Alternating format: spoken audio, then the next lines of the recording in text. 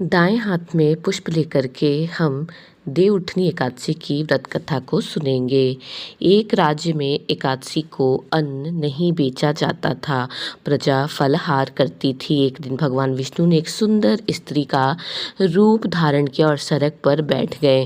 राजा उस स्त्री के सौंदर्य पर मोहित होकर के उसे रानी बनने का प्रस्ताव देते हैं, लेकिन स्त्री एक शर्त रखती है, उसे राज्य का अधिकार और बनाया हुआ भोजन खाना होगा। एकादशी के दिन स्त्री के रूप में भगवान विष्णु ने राजा को मांसाहार खाने के लिए मजबूर करने की कोशिश की, लेकिन राजा ने एकादशी व्रत का हवाला दिया। स्त्री ने शर्त याद दिलाई और कहा कि अगर राजा ने खाना नहीं खाया तो वो राजकुमार का सिर काट देगी। राजा ने अपनी बड़ी रानी से सलाह ली, जिन्होंने कहा कि धर्म को नहीं छोड़ना चाहिए, क्योंकि पुत्र दोबारा आ सकता है लेकिन धर्म नहीं। जब राजकुमार ने यह सुना तो उसने स्वयं को बलिदान करने की पेशकश की।